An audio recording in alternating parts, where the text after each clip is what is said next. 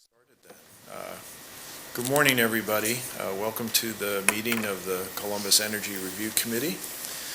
My name is Mark Shanahan, and I serve as the chair of the committee, and I'll introduce our other members in a moment. For those of you who may be joining us for the first time, this group was put together at the request of Mayor Coleman and Council President Ginther to explore and then provide a recommendation to them about whether or not the city of Columbus should consider something called aggregation of gas and electricity. Very simply, aggregation means that under state law, the city has the ability, after going through a process, to become the master purchaser of gas or electricity or both for citizens of the city. And obviously the goal of that is, by serving as a single purchaser for that large amount of electricity or gas, hopefully to drive down the price for citizens of Columbus and perhaps put together a comprehensive package around energy that brings benefits to everyone in the city. In the course of our work, we've gone through some detailed explanations about what aggregation entails, what the law says, what the city can and can't do, who's eligible, who isn't eligible, what the process is. It's important to understand that the process right now is that we make a recommendation to the mayor and to the council. If our recommendation were to try to move forward on aggregation, they would take that under advisement. Council would actually have to put a question on the ballot for the electorate of Columbus to vote whether or not they wanted to move forward. If at that point the vote was yes, the city would have to devise a plan. That plan would have to be approved by the Public Utilities Commission of Ohio, and then the city would go through a process of putting out a bid to identify a vendor who could deliver the best value package to the city of Columbus. So we're at the very beginning stage. No decisions have been made. We are truly taking a look at whether or not we would suggest to the mayor and council that they move forward and explore this. Let me introduce the other members of the committee who are here today. I'll start with Cheryl Roberto. Cheryl is Associate Vice President with the Environmental Defense Fund and a former member of the Public Utilities Commission of Ohio. Aparna Dayal is Director of Energy Services and Sustainability at The Ohio State University, and she's also chair of the Mayor's Green Team. Jim Sweeney is Executive Director of the Franklinton Development Authority. Cindy Farson is the Director of the Central Ohio Area Agency on Aging. Not able to be with us today, but also members of the committee are Pastor Tyrone Laws of the New Hope Baptist Church and Regina Clemens, Director of Emergency Assistance with Impact Community Action Agency. Today really is a time for the committee itself to begin a discussion of what our recommendation would look like. We have another meeting scheduled for next week, and what we have in front of us is an agenda that I drafted up to try to cover all of the various issues that we've identified through the process and based on your input over the last couple of meetings of questions you have. So we're not trying to reach a decision today about what the recommendation is, but I did want to sort of get a general sense from people if they were inclined to say yes or no, we should move forward, with the understanding that there are still a lot of questions that we want to ask and understand, and that's really what the rest of the agenda attempts to do. So why don't I'll run through the agenda items for the benefit of folks who may not have one in front of them, and point out a couple of things as we start. There is a sign-up sheet in the back right in front of the screen next to the door. We would ask members of the public who are here to please sign in if you haven't had the chance to do so already. and there are copies of the agenda.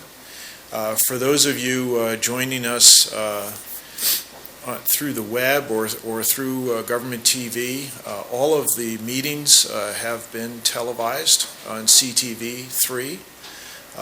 They are rebroadcast on a regular schedule. You can get that. There is a website, and let's set aside the piece of paper with the web address on it. Oh, there it is. It's columbus.gov/Columbus Energy Review. And on that website, you can find links to the broadcast schedule, and you can find copies of everything that the committee has received and all the material we've looked at, so you can see as much as we have. In today's agenda, I wanted to touch on one of our sessions that we had earlier was learning from the experience of other cities. We heard from Cincinnati, Cleveland, and Upper Arlington, maybe a little bit of back and forth among ourselves about what we learned in that.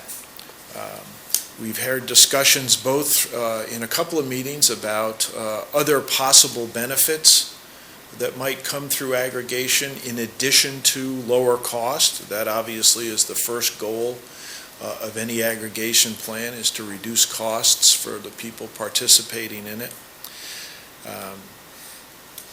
Fourth is a question about how the program is structured, and we've heard a lot of discussion about the opt-out, opt-in choice. Do citizens have to take action to be part of the plan if it goes forward, or do they have to take action to get out of the plan if it goes forward? If we were thinking about both gas and electricity, there are options. And we've seen from some of our other cities who presented to us that you can do each of those individually. You can do a gas aggregation, you can do an electric aggregation, but we've heard that there are a number of companies out there that can do both. And so one of the questions is there some value to trying to combine the two? There are a lot of challenges to that, and we'll touch on those. And then as it moves forward, it's really a question about a variety of issues that we've heard raised, but are there specific things we want to raise to the mayor and the attention of the council as they take our recommendation under consideration? Are there issues that we feel they really need to pay attention to as they move forward? And then a little bit of time at the end to talk about our next meeting. But maybe the way to start off today is to go around and get a sense from people, if you have right now an initial sentiment about whether or not we should recommend moving forward, and maybe flag a couple of the key issues that you think may still be open and questions open in your mind. So if you don't mind doing that'll help us get the discussion started. And I'll start with Jim. Well, okay. If you want to know how I'm leaning towards aggregation. I think it provide options. I think the world is always better when you have more options rather than less. I am a little concerned. The two questions I hope to get answered in the next, before we make our decision, are, how are we assured that people are either A, going to get a better rate than what they would get otherwise, or B, be able to opt out or opt in. It's confusing. I can't remember which one that it would be in this case, to lower their rates. The other issue that I'm curious about, and I haven't gotten my head quite around yet, is do we run a risk of losing our supplier of last resort, our regulated supplier of last resort, if we go down the path towards aggregation? Does it mean that if we go with aggregation and decide to go back, is our supplier of last resort no longer going to be available? Are we looking at a completely deregulated situation, and what are the implications of that? Cindy. Well, I am leaning towards aggregation. I think the presentations have been a great information source for me. So personally, I think it's a good idea. I've certainly been talking to people, asking them their opinion, people that didn't know what aggregation was. Took a little poll the other day at a committee of our council of older adults, and they broke out pretty much like the public. 20% had picked a plan, 80% hadn't, and just didn't really want to deal with it. There was a mayor of a small city whose city is now doing aggregation. Someone on our staff lives in, I think, Prairie Township, where they do aggregation. I've gotten just positive feedback about the possibility of doing it. But I think, education is key, just trying to explain to a lot of people what it is and why it's their benefit. And I think that is, of course, a side benefit, but also a challenge. Sure. Great. Cheryl? I haven't heard any reason so far in all the information we've gathered not to continue down the road to explore it. Any cautionary tales we heard seem to be manageable.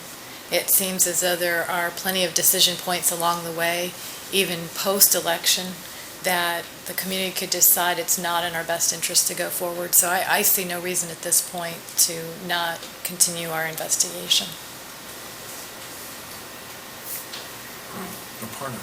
I second what my colleagues are saying, and I think we should invest a little bit of time in really identifying the specific issues that we've done so far and discussed and flagging them before when they're considering developing the contract language and things like that. Okay, great.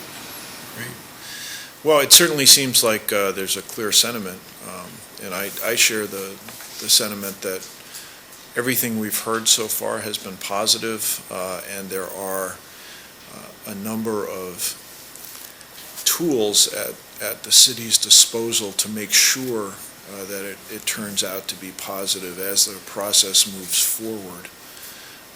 And so maybe it would be useful then to start to go through thinking about the rest of the agenda and really try to begin to sort of clarify what we see as the benefits and what we see as the challenges.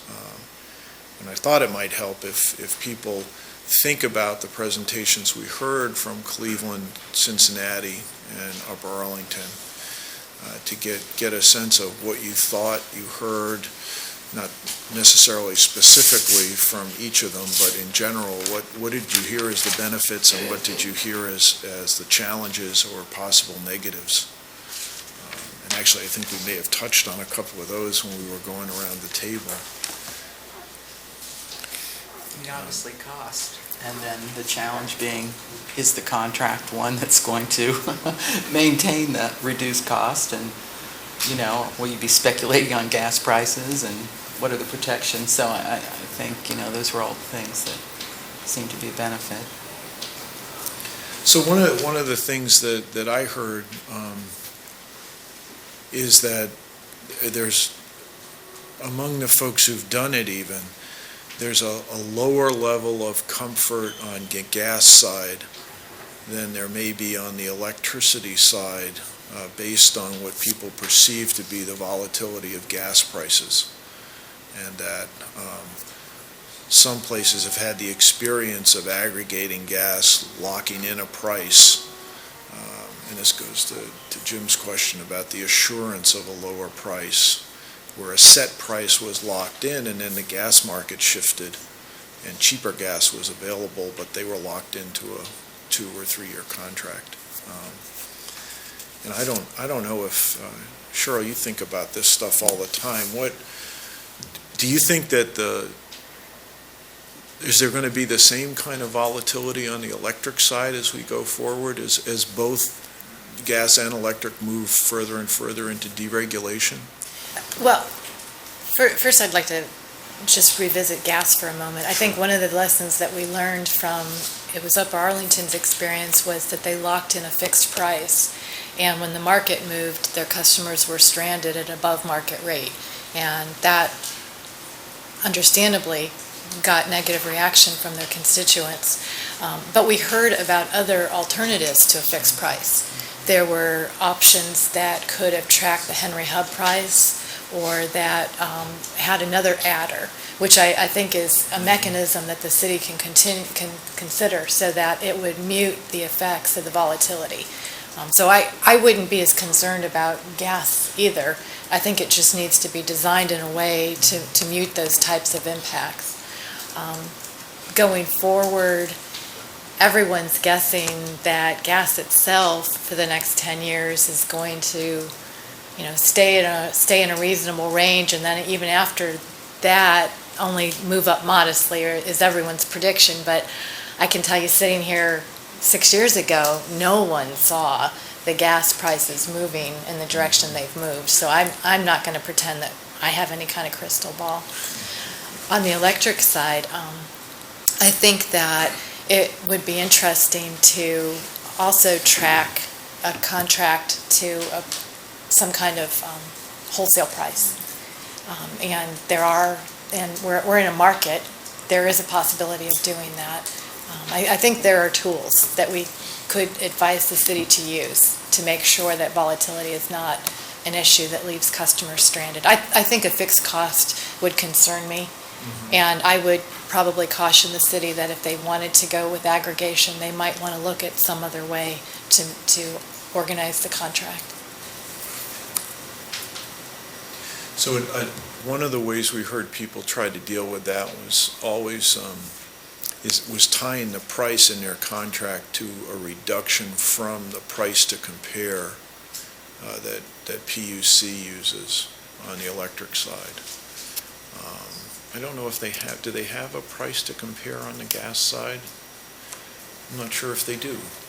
I can't tell you the answer. Yeah, but I think, do they? They do. Okay, so,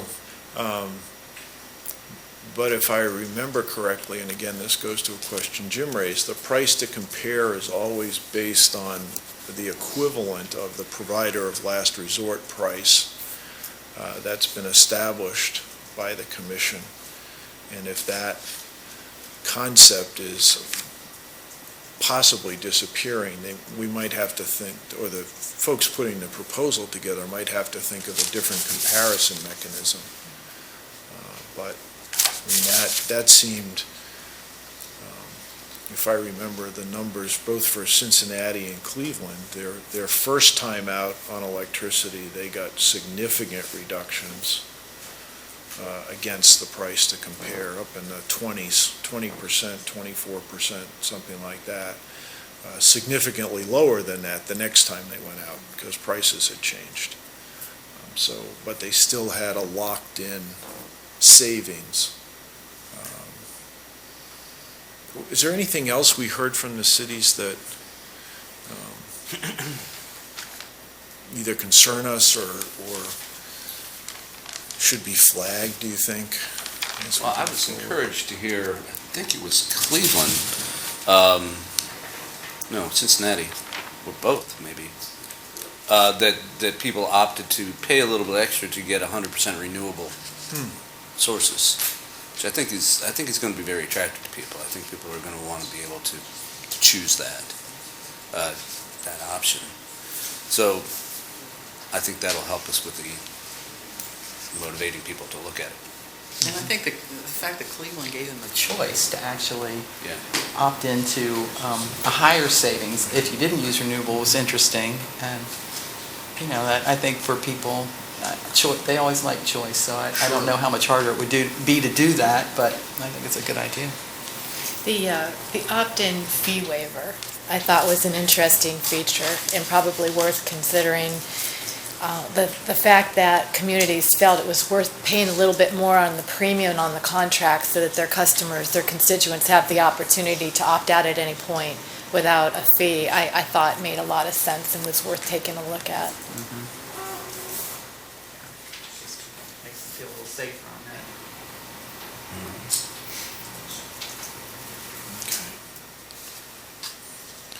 that. One of the things that I heard from the cities were that in each case, they, as with Columbus, they have to go to the ballot. And I think there's a question on the agenda further down about that, but that means a question gets put on the ballot and there has to be some kind of a campaign.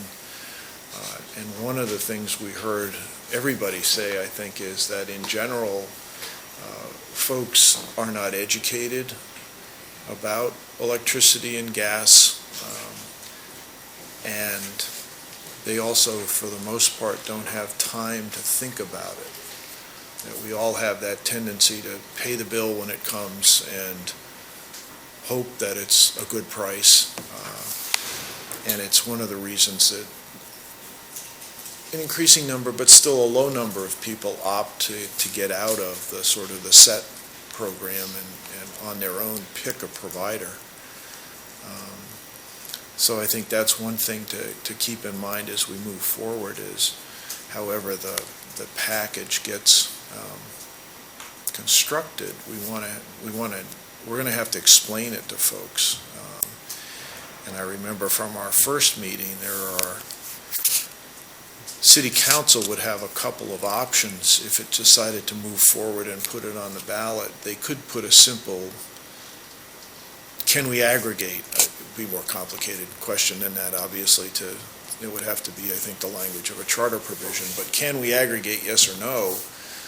And their other option would be, can we aggregate and then some of the principles or targets or goals of the program? I don't know where City Council would be on that, but do you think does that make it more complicated, do you think, than it needs to Up in be? the air on that. I think it does make Yeah. it more complicated with the goals. However, I got some feedback from somebody at the last meeting, and she was very concerned about the renewables and thought if it wasn't 100% renewable, she wasn't for it. Well, the question's not on the ballot, I don't know. But some people that care very much about that probably want to know what the goals are. So I'm kind of up in the air on that. Yeah. Mark, another thing I heard was the idea of tying it in with some sort of energy conservation piece with the utility in addition to the price to make improvements in the home to further reduce the bill. I think the notion of that's intriguing. And the one area that I'm interested in, and I inquired about, the response we heard from Cincinnati on demand response and load management was they'd been thinking about it but had not been able to achieve it.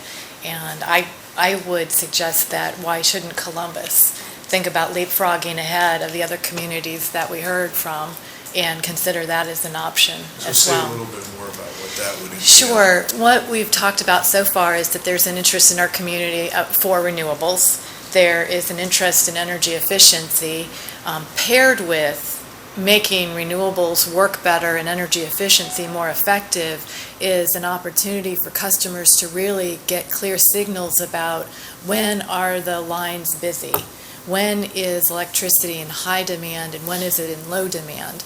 And just like airlines, if you try to book fares when everyone's family wants to go home during a holiday, the prices go up. The same thing is true on electricity. And we could ask as a community for our supplier to help us see when is it more expensive, when is it less expensive, and give customers the option to choose to pay different rates at different times. And as a package, that would enable the community, I believe, to actually get a lower price. So that's an intriguing opportunity that I think Cincinnati recognized, but they weren't prepared to move forward with it in a prior contract, and they suggested they might be looking at that in a future contract. I would suggest that we could go ahead and, if we intended to look out and have some proposals go out, that we at least ask about it and see if, as an option, a supplier could give us something that would be pretty interesting along the lines of helping customers choose when they want to use the power. Sort is of intriguing. time of day pricing. Time of day pricing, it could even be as exciting as real-time pricing, which actually links the price to what the wholesale market is. Is peak hour usage as big of an issue with gas as it is with electricity? It is not. And because in the mornings and evenings, you got to get all the generation going all at once for electricity. The trick with electricity that makes it very difficult is that it has to be consumed at the moment it's generated. And with gas, you can fill up the supply tanks and the lines, and it tends to be there when you need it because seasonally it's loaded up and it's available in a predictive kind of way. But electricity, it's at a moment. So when everyone turns on their appliances, that's when the generation has to be there. And in the past, the electricity system has been pretty blind to whether or not customers need electricity at that point in time, and they used historical patterns to guide them on when it was time to ramp up generation and when they could scale it back. But now, with the same technology that we have in our cell phones, they're now available so that our use in our homes and our businesses can be telegraphed to the system, and the system knows when do we need power, when don't we need power, and that can help us be more interactive with the renewables. Say somebody has a solar panel on their roof. Well, that tells the system I need a little less energy right now. Or we even have smart appliances where the appliance will read the signal directly, and your refrigerator will know when to cycle on and off for the defrosting, or your air conditioner will know when to go up or down based on a peak. And there are technologies that are readily available now so that customers can say, you know what, I'd pay a little less for my electricity and allow my air conditioning to be a little less cool by a degree if it saved me this much. And it gives them those choices. The suppliers in this area are experimenting with that, but it's not as widespread as it could be, and the city could be a driver in asking for our customers to have that level of interaction with their supplier. Are these expensive technologies, or is that standard feature of anything that somebody would buy now? Or? You know what? It's there are any number of ways to get there. You could use a smart meter, or you might just have a smart thermostat in your house. The technologies are becoming more and more available where you can go to like a Whirlpool appliance store and find out whether or not your appliance has it on it already. So it would be something that we could ask about as a community, and our supplier could help us learn and engage and become more of a two-way community on the system, which should, over time, not only make us greener, able to deploy the energy efficiency and the renewables, but also lower our prices, because then our load is more predictable. And anyone who would want to supply to us would have a better sense of when we're going to need power. So one of the questions that raises for me that we haven't really talked about, but it's the importance, well, let me back up. If we do aggregation, we're talking about generation of electricity and lowering the generation cost of the electricity on people's bills. Distribution stays where it is with AEP Ohio in the regulated system. Seems to me like there's a real crossover in what you're talking about between the generation source and the distribution company. And so that would really demand that the city structure and negotiate a very clear relationship for whoever it picks as a supplier with the existing distribution company. So I was thinking, for example, the smart meters, that's a distribution company.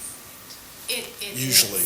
It is, and in yeah. this area, AEP is the supplier, and at this point, my recollection is that they have pretty expansive investment and deployment of smart meters, and they have an application pending right now at the Public Utilities Commission, which over the next few years will actually get meters just about to everyone. They have about 900,000 meters that they have in an application right now in front of the commission. So the type of infrastructure that would support the community being able to take advantage of it. I mean, if we're all going to have those meters and essentially pay for them, we would surely want to get value out of them.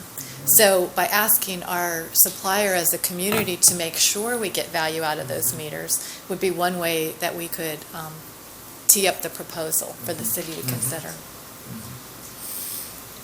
Let me ask you a question.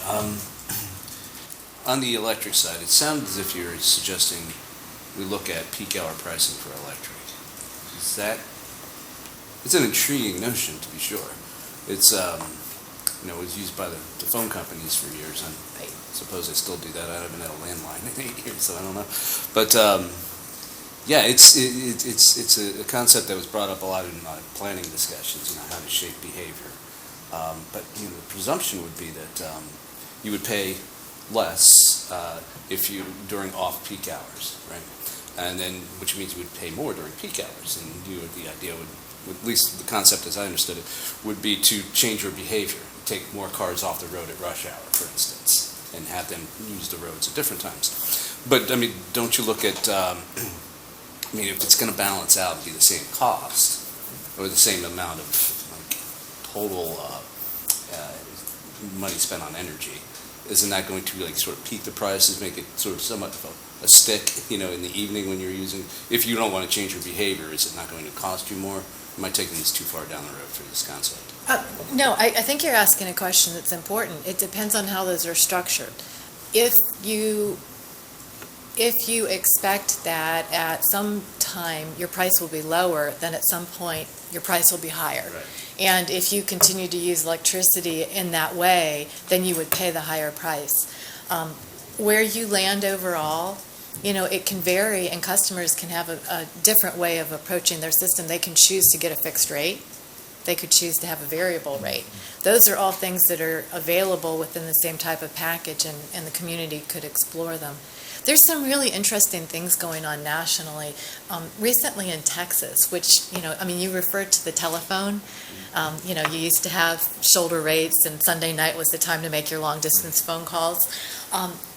Texas, over the past few months, last 12 months, I think, there was a marketing approach for free electricity on weekends.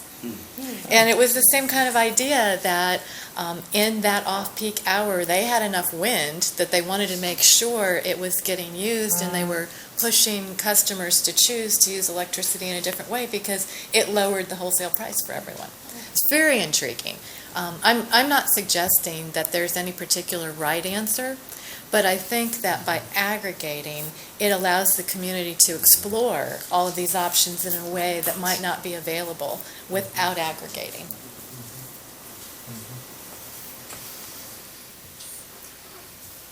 Makes the education piece far more critical. Sure, The more sure. options we provide, and then if they choose a variable rate but don't change behaviors, then that can again. Right. But, it's interesting because it also provides an incentive for the education, that there's a cost to not learning. And one of the problems now is there is no cost to that. You turn it on, turn it off, you pay the same. It doesn't matter what time of day it is. And there are gentle ways to Sure. explore this. Right. I'm not suggesting this community might want to do real-time pricing, in the fall. There's a gentle way to explore it, something called critical peak rebates. And in that instance, no one is hurt. What you get is if you use less electricity when it's really busy, you actually get a little bit of a rebate in your bill. So, there are ways to introduce these concepts to customers so that they become more aware of what's possible. Interesting. Well, we've sort of moved in really to the next agenda item, which is that obviously the typical first target of any aggregation is lower bills for people. And there are a number of other issues that have been raised. We've just touched on some of them, but we also heard local economic development was something that cities looked at. Obviously, general energy education, renewable energy, and energy efficiency.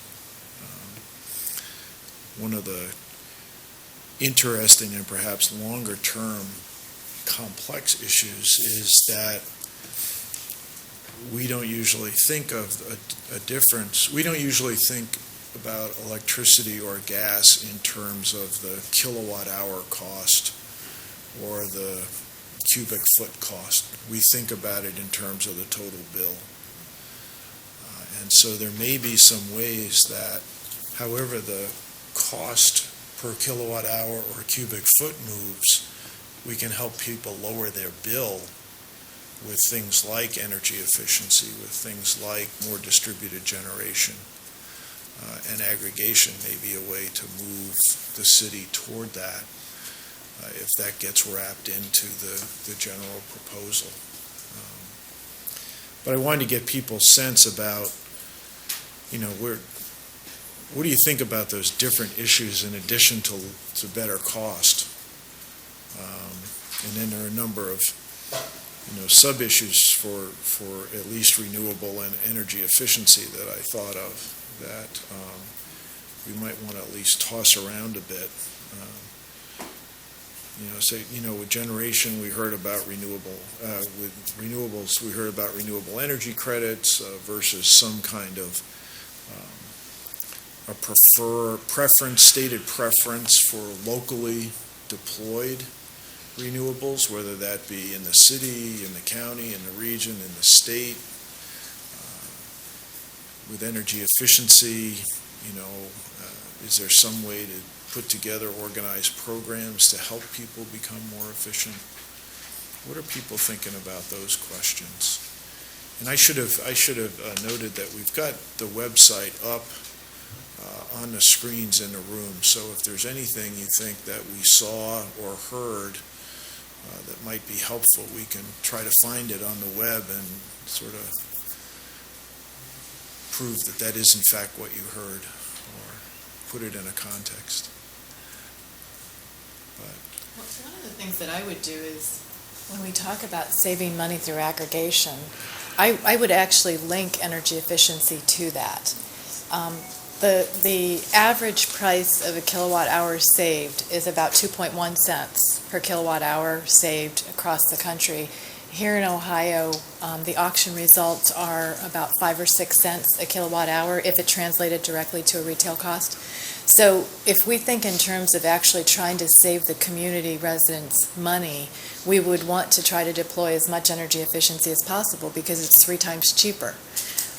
The city of Cincinnati captured that, I think, when they included, I have a note that it was a 1% surcharge on the bill, and then what they used that to do was to offer energy efficiency to their customers. And as a result of that, they would actually save more money than the 1% they paid into it anyway. So I would say that when we think about reducing cost for the community, a necessary part of that really ought to be energy efficiency, an energy efficiency package from the supplier. So what would be part of the energy efficiency package? The way Cincinnati talked about it, and I don't know if did they have a PowerPoint? I don't think they did they? No. The way they talked about it is that they had programs that would help individual customers save money, and it might be a retrofit or weatherization for your home, swapping out light bulbs or taking a look at rebates for furnaces or air conditioners or refrigerators, things that would incent customers to make choices about reducing their energy cost. And not only did the customer save money, but then the community used less electricity, which in the end should lead to lower prices for the community. So I would think about, if we're talking about cost reduction, thinking of energy efficiency as a way to do that. Did they indicate that those programs were covered in full by the 1% surcharge? Or was there other sources? I think they said there was a partnership with a local agency that may have had separate funding. But that's something that we could, I believe it was a partnership that they used to fund a portion of the programs. And energy efficiency programs in general don't give away things for free. They motivate customers to make choices for their own investments. So that if you're going to go out and, maybe your refrigerator dies, if you go out to buy a new refrigerator and you find out your electric company has a rebate for you to choose one model over another, you may make that decision to buy a more expensive refrigerator because you got a rebate, and yet you save energy as you're doing it. That's the nature of the energy efficiency programs that utilities offer. Don't all customers pay for those programs, but a portion take advantage? So it's Right. part of your bill, I believe. And Right. if they have an energy efficiency program, as a portion of your bill, every customer pays for that program. Currently. But not currently, but not everybody takes advantage of it. And the way to get to the highest savings is to actually encourage everyone Everybody. to take advantage of the Right. programs. So there are, in addition to that, there are a number of state and local and federal programs that help cover the cost of energy efficiency. So I think what I heard from Cincinnati was the partnership they have is with a group in Cincinnati called the Greater Cincinnati Energy Alliance. And one of the things it does is actually serve as almost as a warehouse for all the different programs and then try to combine them in the best possible way. So the notion of the city having an efficiency component, it would be very important that it be structured to cooperate with all other existing programs and try to leverage the total resources that are available to get the most bang for the buck. I think it's the future of both renewables and energy efficiency in the state's a little fuzzy right now because of state legislation that's been passed and is on the governor's desk waiting for signature that would essentially remove the renewable and efficiency standards for at least a couple of years. But one of the arguments that I heard in that debate, which was most frustrating for me, was people who didn't think there should be government efficiency programs argued, well, if efficiency was a good idea, people would do it anyway. And boy, my experience is that that's just not true, that people don't know. They know they should probably be more efficient, but they have no idea what that means. They don't know how to go about becoming more efficient, or they don't have the resources to put into it. So the examples that were always pointed to in the state are, large corporations that have energy divisions, and their job is to lower the cost of energy. But if you're talking about, a resident in the city of Columbus or a small business, they don't have those resources. And one of the benefits, it seems to me, of aggregation is if you can begin to combine those resources, you make them available to more people. And then I think, as Cheryl said, in the end, you wind up lowering costs for everybody. Statewide, there was some evidence presented in the hearings from the regional transmission organization that basically said because of the efficiency programs, it had actually driven wholesale costs down. And that benefits everybody in the long run. Mr. Chair, we do have the meeting pulled up if you want to see any of the testimony from Cincinnati. Okay, thank you. That's actually Upper Arlington, but if we... I was going to say, it doesn't look like that. It's not him. Isn't him? But he's in there. He was the first presenter. Do people think it'd be worth it to try to find what Cincinnati said about that, or I don't know how hard it'll be to track down in the video where he talks about that issue. But I think it is critical to tie it in with an energy efficiency program. Right. Regardless of how you structure that, I think that's really important. Yeah.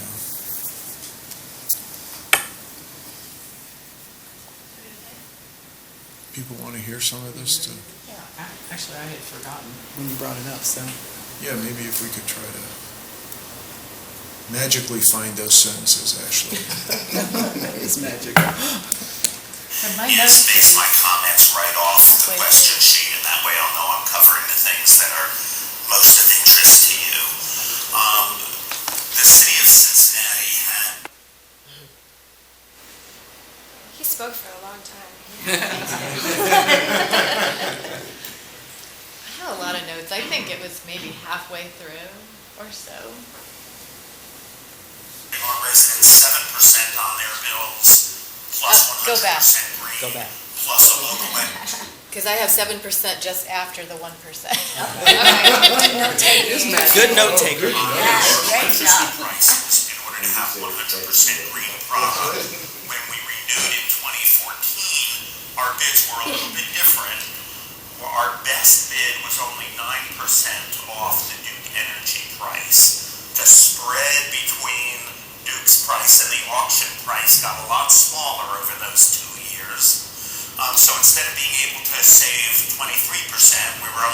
save 9%.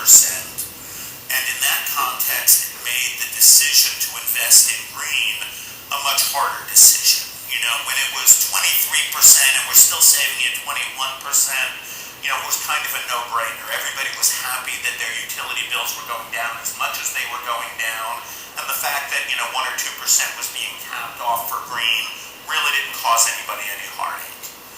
When the savings were much smaller, it was more of a discussion, and in 2014, when we were doing it again, there was a very lively discussion about whether, if we're going to pay something for green, do we want RECs, which give us the right to say that we're 100% green, but the power was coming from far away. Most of our first round RECs were Oklahoma wind RECs. Or did we really want something that left a lasting legacy in our community? Did we want, if we're paying something extra for green, to be subsidizing solar or wind that is built local to us, where the actual electrons make it through our wires? And it turned out that there were constituencies that thought that the RECs were most important, and there were constituencies that thought that the local power was most important. And what we ended up doing in our most recent electricity aggregation contract was both. The city manager initially made a decision to forego the 100% REC-backed product and put a 1% surcharge on the bills to support local energy projects. There was a groundswell on council that said, no, we're not going to back off on our first in the nation 100% green status. And the city manager, with the input of council, ended up deciding to do a 1% surcharge for 100% green and a 1% surcharge for a local energy fund. So we ended up saving our residents 7% on their bills, plus 100% green, plus a local energy fund. And that local energy fund goes to support primarily energy efficiency retrofits of existing housing in the community. And so in terms of saving our residents money, that investment in energy efficiency is very important in saving dollars for our local residents. And so that becomes sort of additional savings in the pockets of our ratepayers by helping them reduce their energy usage. Did we do? Did you want me to keep going? Yeah, I think so, yeah, That was the section I was. Okay. right, right. So we actually raised a couple of the other issues that are on the agenda there about renewable energy, and is there an emphasis people want to put on local development? And then obviously, how would you define local? There's not a lot of option for wind power in the city of Columbus. I think he brought up the interesting issue, and that is when you're not saving as much, it's a lot tougher to suggest that you take 2% off for these things. Although, when I heard what 310 would do in terms of stopping development, and that the cities were kind of taking the lead on that, that kind of encouraged me more in terms of local development and buying locally. So, you know, that kind of had an impact on me there. Well, and the other issue we heard that it's been raised only briefly in a couple of the presentations is this whole concept of distributed generation, that our system today is based on big centralized power plants that move electricity all over the place. And a lot of people say, well, you know, you could gain a lot of efficiency just by generating the power closer to where you're going to use it, because you lose so much in the lines. Some people say up to 7 or 8%. It is in Ohio. 7 or 8% loss just in moving the electricity from the power plant before it gets to your house or business. So one of the things renewable can do is give you a source, particularly solar, if you do it locally, if you do it very small units, rooftop solar, small businesses or houses. And interestingly, going back to the issue Cheryl was talking about, it has the potential to be generating the electricity at exactly the times of highest peak prices on the grid. Because hot summer afternoon, sun blazing, that's when the peak is really high on the grid and it threatens the grid stability. And if you have rooftop solar, that's a possibility to offset some of that. But all of that, I mean, obviously the issue to all of those programs is what do they cost? And how do you try to structure a program that looks at long-term cost for Columbus citizens? I mean, the contracts that we heard entered into ranged from 6 months, I think, in Upper Arlington's case, to 2 to 3 years, and yet the reality is Columbus citizens will be paying the prices for the next 10, 15, 20 years. And so the program offers some opportunity to begin to build a different infrastructure that in the long run results in cost savings. But those are always tough investment decisions up front. And you're right, when the savings is lower, it's harder to carve some out for something else. When it's up around 24%, dropping that to 22 and investing the 2% is relatively easy, but it gets tougher. It gets tougher. Do we know what ballpark we're in right now? In terms of Savings percentage? No, I don't. I have no idea. I mean, you can look at Cincinnati, which I think has the most recent bid out there, and they were talking about 7% below the cost to compare. I think that we can reasonably expect it's going to be a narrower and narrower gap between what you can buy from a competitive supplier and what you can buy in aggregation. Only because those early on 24, 25% savings were because those were old rates that had been regulated. And now as customers, we're starting to see rates that are getting closer and closer to wholesale prices. So I think we'll see a narrowing, but that doesn't mean that the community would see fewer benefits because of all these other features that could be built into a contract that could be very powerful for our community.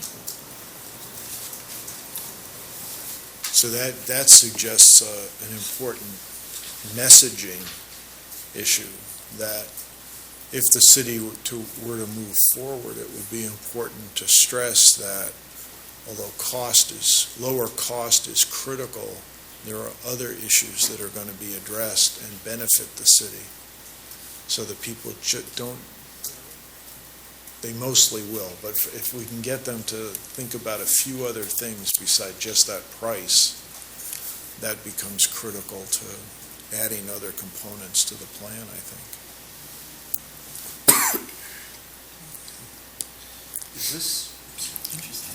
Is this the Greater Cincinnati Energy Alliance, that's their aggregation company? I believe that's who they partnered with for the energy efficiency part of it. I don't think it was their aggregator. I think it's their local partner That's correct. to implement the energy efficiency. Duke is Cincinnati's aggregator.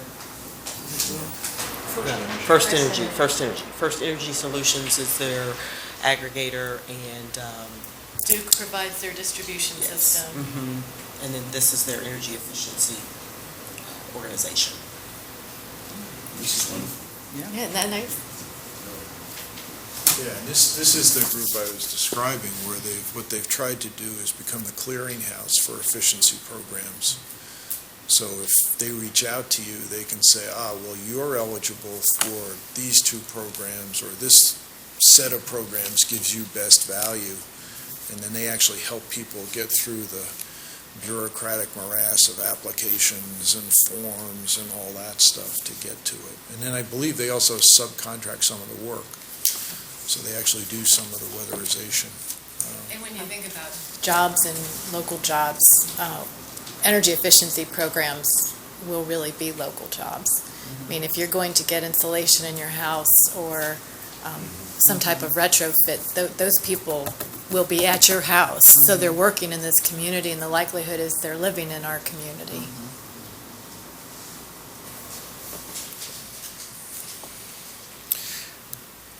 Are there any other issues people want to flag on that, renewables or the efficiency or general education questions?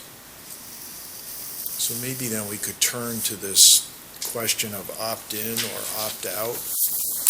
And just as a refresher, what that means is you can set the program up so that if the city aggregates, people would have to take a step to sign up to be in the aggregation. Or, and I believe this is the way all three of the examples we heard, all the eligible folks are automatically in, and they're given the choice to opt out.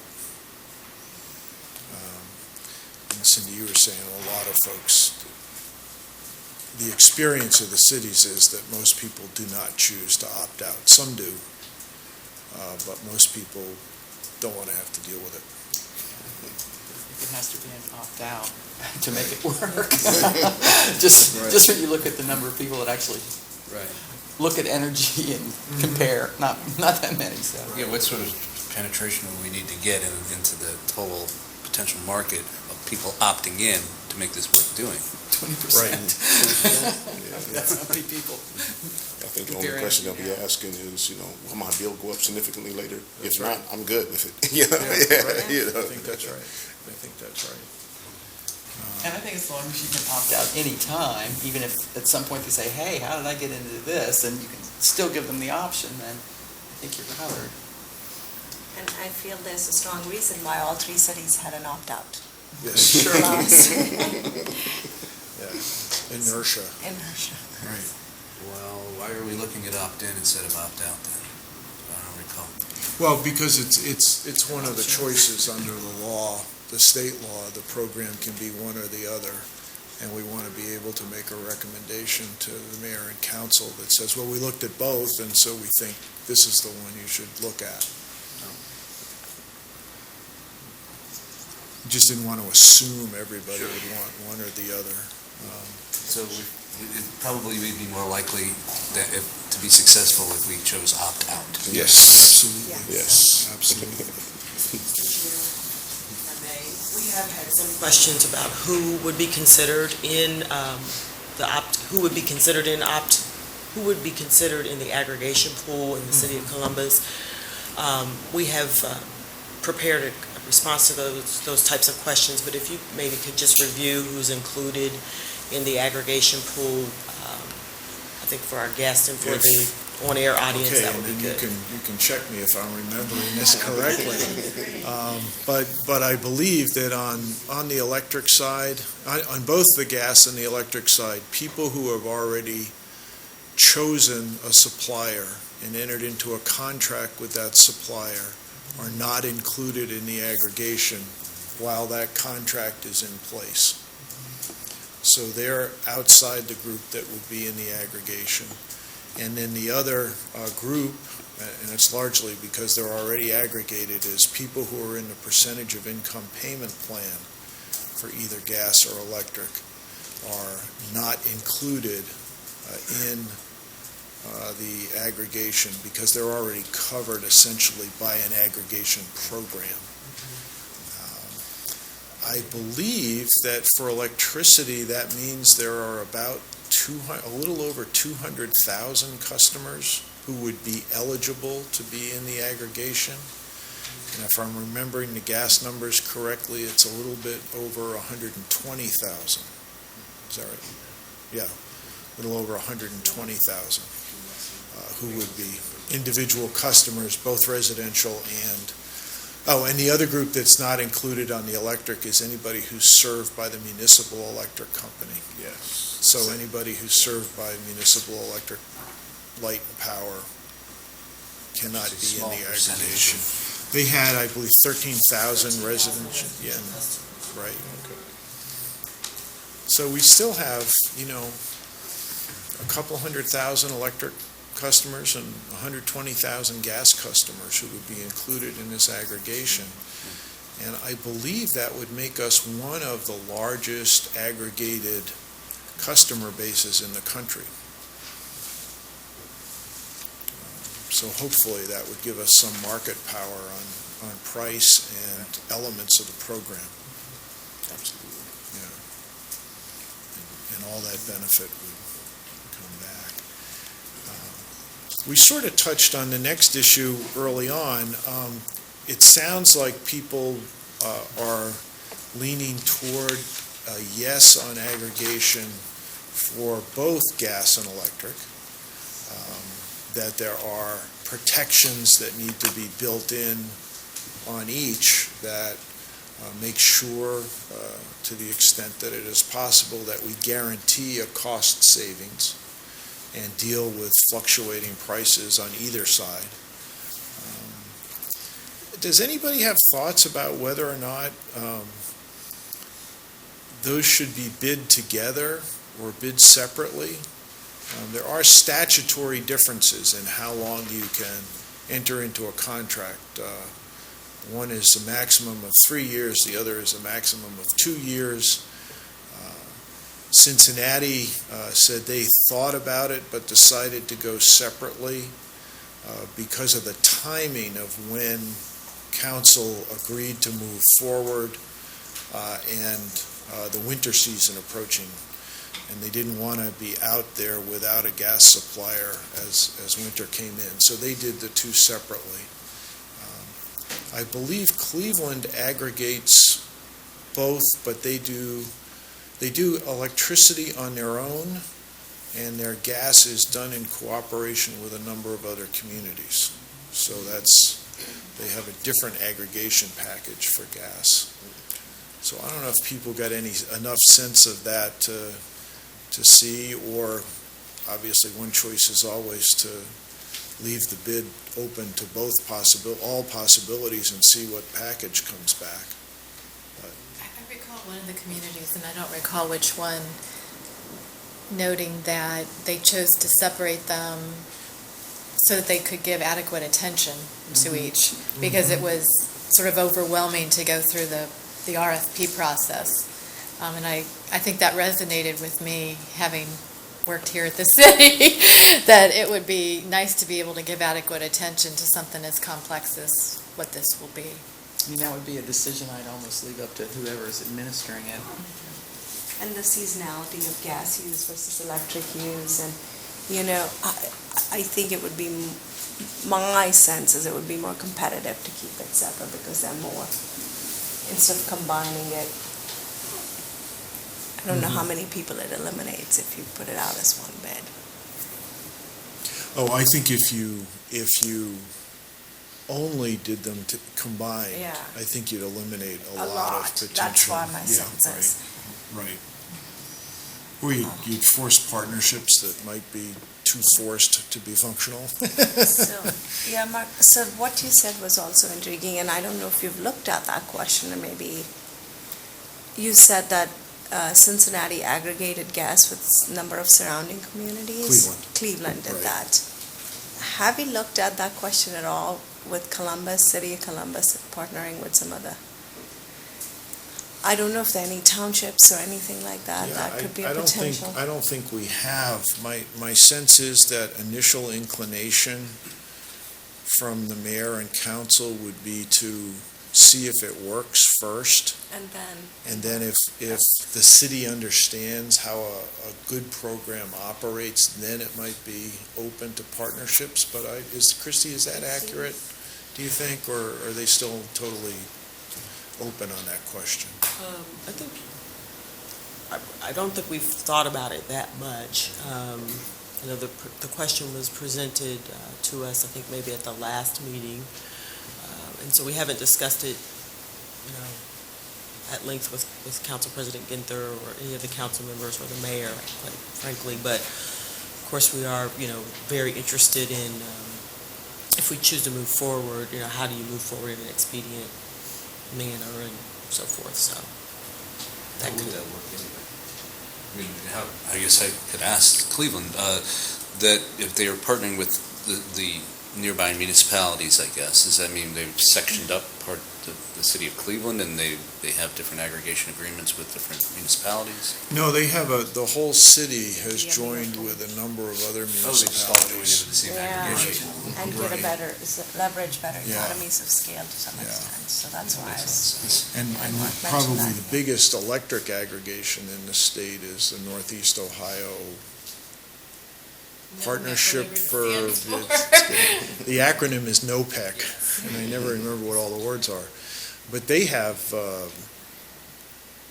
probably 50 or 60 communities that come together and That's wow. aggregate.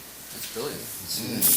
And they've been around for a while, and it seems to be working. I think they also do gas aggregation, but they do it separately, and I think Cleveland may even be in with them for gas, but not for electric. Makes a lot of sense. Yeah, it increases your customer base, and Yeah, the more people signed up for the program, the better your buying power. Right. The more people get less expensive energy. Makes Right. sense to just more the merrier. yeah. Now, the downside is trying to reach agreement with all the communities on any elements in addition to lowest cost possible. Everybody can agree to that, but if you want to talk about 100% renewables, which is what Cleveland wanted to look like, they might have a number of neighboring municipalities that had absolutely no interest in that. So there are some complications to expanding the base. Would it be simpler on the gas side versus electric? It might be. Because the question of I think there have renewables been and some things like that. central Ohio attempts, at least, at aggregation. But we should look into that. I don't know. We heard from Morpsey, Right, which would seem to be a good agency, maybe Right, take a look yeah. on this. yeah. You could probably ask Darlene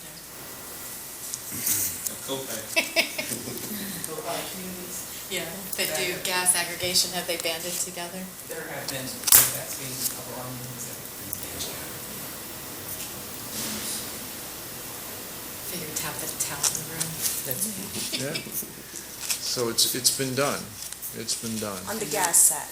yes, but they're no longer actually active. So,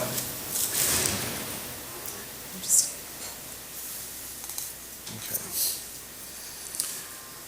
Well, okay, so it sounds like we would have a recommendation to leave the option open on whether you probably recommend doing them separately, perhaps leave an option open for a joint bid, but have all the options on the table, and then the city can assess the value of what comes back in.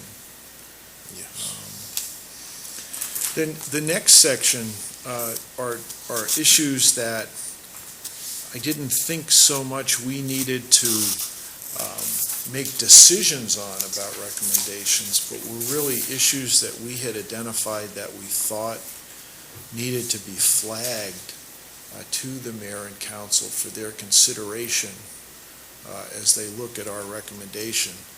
And I just wanted to see if there were any that I missed, or if there are some questions about how I've described things.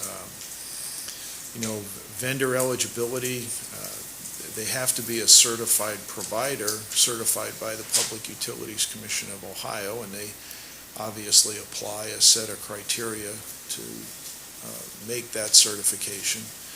Some cities have looked at other criteria to add to that.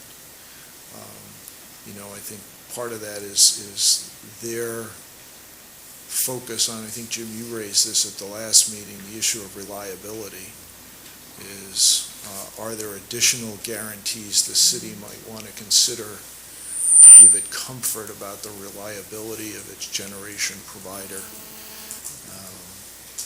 And those are some of the things that are listed there. Do you want to are you hoping for a more local vendor versus, a national vendor? Or are you thinking about, I would assume you would want to hear about their experience working with aggregation programs. Obviously, if we've added things beyond cost to the proposal, you want to know how they've dealt with issues like renewables and energy efficiency. This vendor will become the entity that deals with people's complaints. And the reality is, and I think we heard this from the three cities, is that it takes some work to get people not to call the city with a complaint. They're in a city aggregation program, something went wrong, they're going to call the mayor's office or the council. And so you really want to be sure about the customer support services that the vendor has, and that the city has some process of making sure that that maintains a high quality. Because the ultimate price gets paid at the polls for a municipal program like that. The vendor may get a bad name, but somebody at the city level might lose his or her job, so that's something that becomes very important. Obviously, issues like credit ratings, financial stability of the vendor. I know some cities have said, well, something like the Public Utilities Commission has a minimum credit rating that they need to see. We want ours to be a little bit higher. Obviously, those are all questions. I don't think we want to try to say, well, we want to see a credit rating of X or we want to see Y, but are those the sorts of things we should flag to them on vendor eligibility? Is there anything else people think of that would be useful? Just jumping ahead a Sure. little bit, Mark.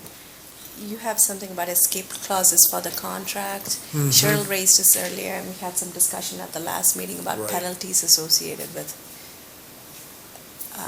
probably considering that there shouldn't be any penalty for citizens if they want to opt out or, Right. that sort of thing. I don't know Right. where we would Yeah, flag that right. particular I think that, piece. Yep.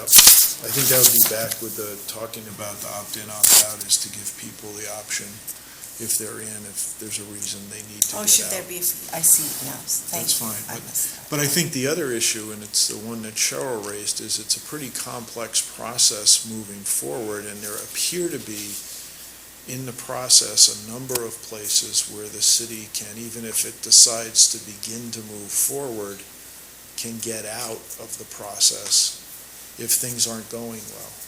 If it looks like, for example, we're not going to get any kind of meaningful savings, we don't have to move forward. And I think typically city bids or requests for proposal have a clause in them that allow the city not to accept anything that it gets. And I think Upper Arlington, of the three that we heard from, they had approval to move forward with aggregation for years before they actually did. So they went to the ballot, people said, yes, do it, and then there was a 5 or 8 year gap between when they actually moved forward. And then they also did aggregation for a while, stopped, and then renewed. So We had a pretty short contract. It was like 6 months or 8 Yes. months or something like that. Yeah. I guess that's the toe in the water to see how it works. Putting it under the proverbial microscope, if you will. Yeah, well, I think they also are one of the communities that got burned early on a gas aggregation where they locked in a fixed price, and gas market prices went way down, and they had residents paying higher than they could get on the market. It's an interesting point for the voter. If you vote for aggregation, is the city locked into doing it, whether it's a good deal or not? Right. So I think that is something that certainly would Yeah. have to be explained. No, you're not locked into it. We can not do it if there's not a deal to be had, kind of a thing. Exactly. It goes back to explaining, any possible catch-22s. That's type of- right. yeah, That's right, yeah. exactly, exactly. Okay, but I think it's important that we point that out to the mayor and the city, that they want to keep open all their options moving forward, just to make sure, Cindy, as you said, that you're getting a good deal.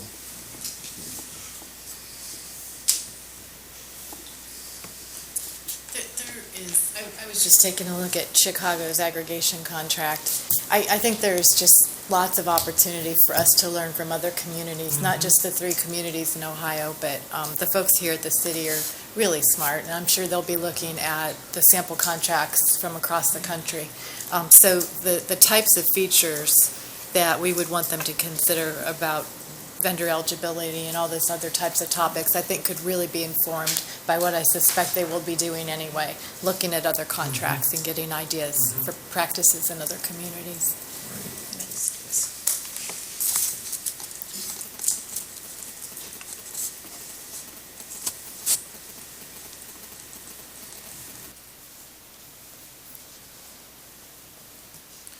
Well, let's have a little bit of a conversation about what do we think, if we wind up, as it sounds like we will, recommending that council and the mayor move forward on this. Obviously, council will make up its own mind about whether or not it's going to have hearings and how they get structured. And my understanding is that largely is driven by which committee gets the assignment and who is running the process. But what do we think about, what role should there be for any kind of an advisory group? Maybe it's us, maybe it's other people, but moving forward, that there needs, if council puts it on the ballot, there needs to be a campaign. Who advises on the campaign? Who plays a role in pointing out the messaging that we think is important or that they think is important to get out to people, presumably to encourage a yes vote if we've recommended that it should happen. We want to have people vote to do that. And then afterwards, if it passes on the ballot, obviously there are experts on the city staff who are going to be looking at lots of the details, but do we think there should be some group that they have to bounce ideas off and to get advice from regular folks? Experts are wonderful, but sometimes they can get lost in details and technicalities that don't make a whole lot of sense to the end customer. Do we think that's a valuable role to suggest to the mayor and council that they continue? I do. Yeah. Speaking as somebody who can get lost in the weeds. Gotcha. I think it's very easy to kind of get excited about the possibilities, but it really has to work for customers who are going to be dealing with paying the bills. And I think it would be really valuable to have that kind of focus group viewpoint represented and available to the city as they think about how to structure these things. And I think if you're looking for community buy-in and participation, it's very important to have the community have a seat at the table and be part of the decision-making process. Absolutely. And I think they might bring up other challenges that we may not foresee in terms of how to socialize this idea from their perspective. So I think it's very, very valuable. Do you have I totally agree. conversation? Yeah.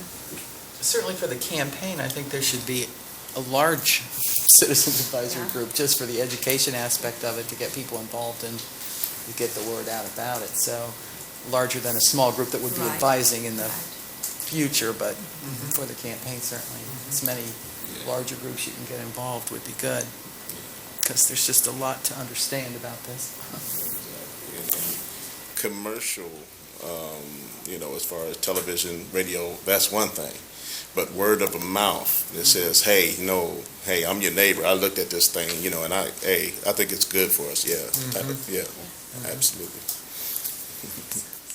Well, I also think there are very specific issues that different groups of people around the city will have with it. I know back when we first discussions about smart meters, there were a lot of concerns raised by senior citizen organizations about what that would mean for their population, and is this some complex computer in the basement that you need a technician to run, and how would a senior deal with that, or would they?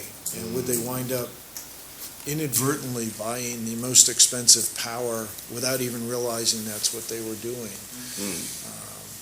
You have very different questions raised by people who rent their housing, and they may or may not pay their utilities, and they don't control the meters. The owners do, and there are different incentives. So I think there are a lot of different issues that, and perspectives that need to get addressed. Absolutely, yeah.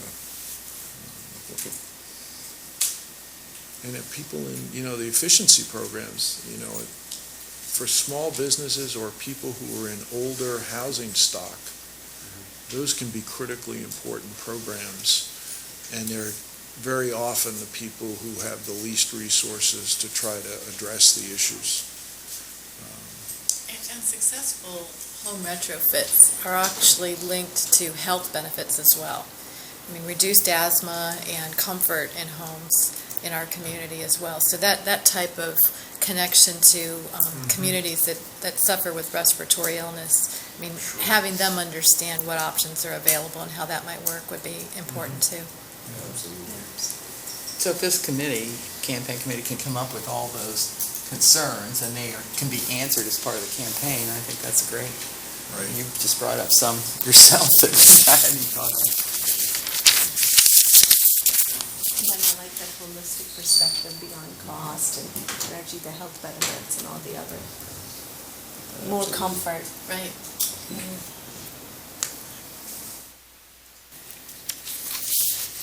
We've sort of worked our way through a fairly aggressive agenda there. Let me ask you this, for our next meeting, we want to finalize our recommendation. What do you think is the best way, the way in which you'd be most comfortable trying to move forward with that? Do we want to try to get together as a committee and write the thing? Do we want to have a draft to work off that kind of follows the outline of issues we've laid out here, and then just do some final crafting together as a group? Do we have staff? Well, we do have some staff, and First draft prepared by staff always works for me. Yeah, it would be good to have a draft to react to based Sure. on this, and then we can finalize it that I mean, way. just looking at this agenda, I can see somebody who's got the skills to do the draft for this. I think that would also save time and Sure, Yes. sure.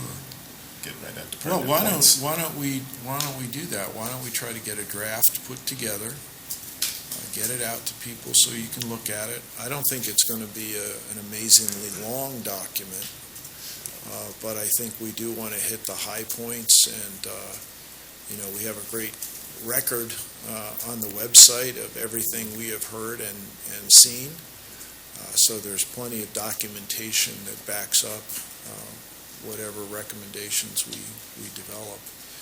And then we come together next Friday and finalize that recommendation and pass it on to the mayor and council. And I am going to not remember where we're here again. We're here in City Hall again next Friday. Chairman, I have a process question. If you receive the draft via email and submit comments on the draft, how do we make it public, or not? We don't worry about it till it's finalized? I'm just looking from a transparency of process. Kind of a,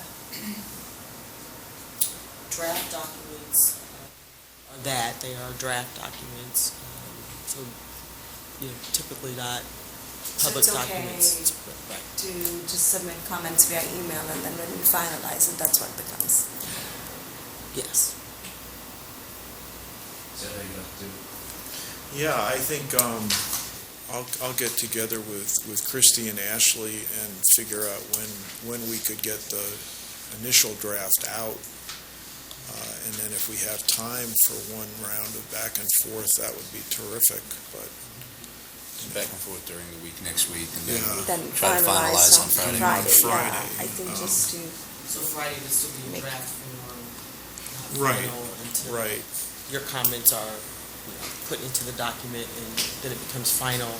At such a time when it becomes Well, final, yeah, it I mean, becomes the a other- public document as If, well. if time doesn't allow us to do much between now and next Friday, I think we could get as close to finalizing the document next Friday as possible, and then send that out to everybody to make sure it captured what they wanted to see captured. And I think that still meets all the transparency requirements, and then could have the final document prepared after that. Does that make sense to folks?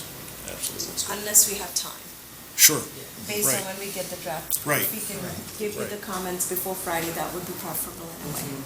Yeah, and even, I think, even if we have time to go back and forth a little bit, probably when we get together next Friday, there'll be some things people want to polish and move about. So we may still then send it out just to be sure everybody's completely comfortable with the final document before it gets transmitted. Yeah. I do believe any recommendations, that are stated next week, they will become public. Right. And typically, when we have had committees similar to this, those recommendations have come forward at that final meeting, they've become public. Our communications person typically will send that out, communicate that via a press release or something, and then the report, follows and becomes available and is also emailed, sent out in his own file and so forth, so. Yeah, and I think it's critical for all of us to remember, and for everyone who sees that, to remember that that's a recommendation that's going to the mayor and council, and they will take that recommendation and do with it as they will.